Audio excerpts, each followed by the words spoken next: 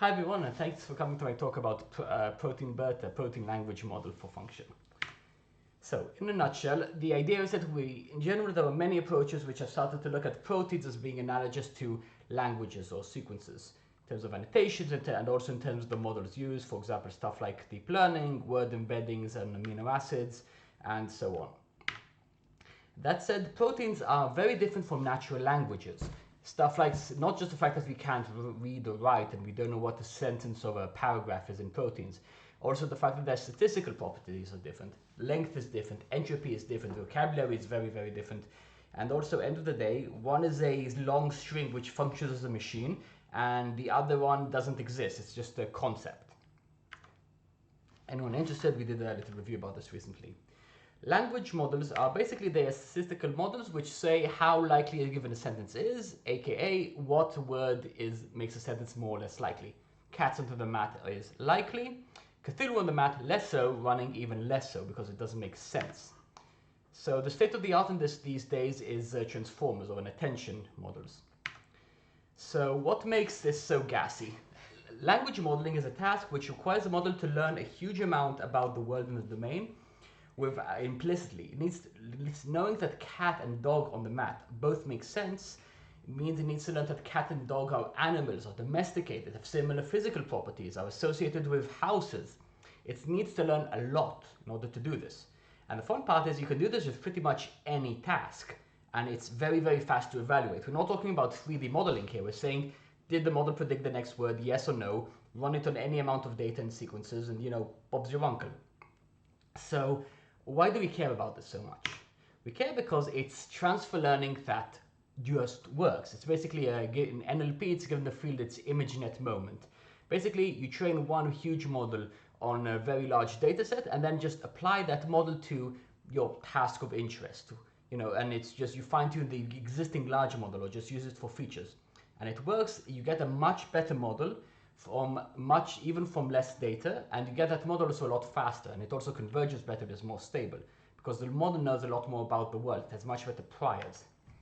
This has worked very, very well in NLP. It also should be noted that this works much better for cases where there's very small amounts of data, like say hundreds of samples, which is usually the case in biology. So again, this is very, very hot, and also it tends to work better the more data you throw at it and the bigger the model. Again, very, very popular. So what's special about our approach? So we're not the first people to do a protein language model. A couple of others came out while we were working on this. In general, all the existing approaches use pretty much the same recipe. Take an existing BERT model from transformers, basically, copy paste it, run it on a data set of protein sequences, and do a few games of analogies and showing the embeddings of the amino acids.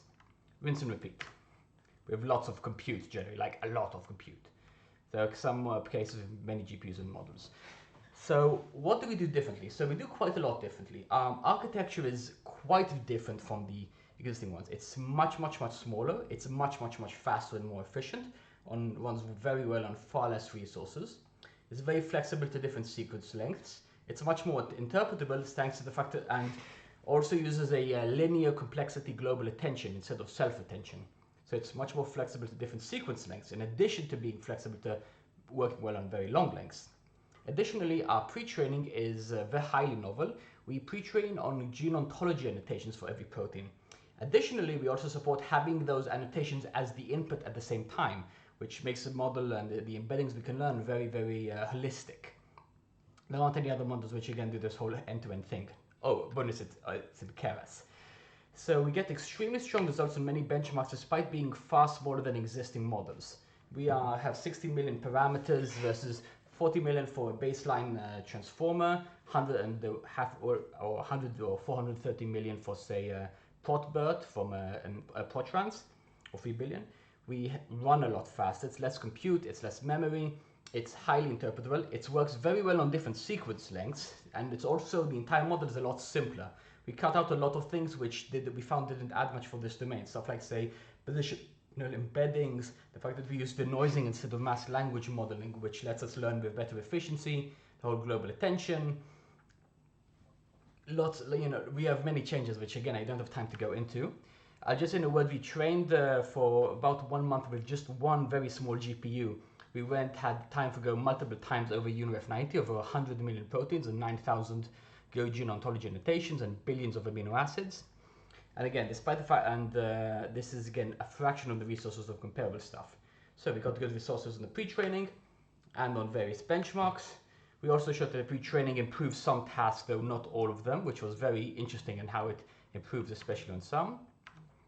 And also our global attention was found to be highly interpretable, especially how it changes given fine-tuning.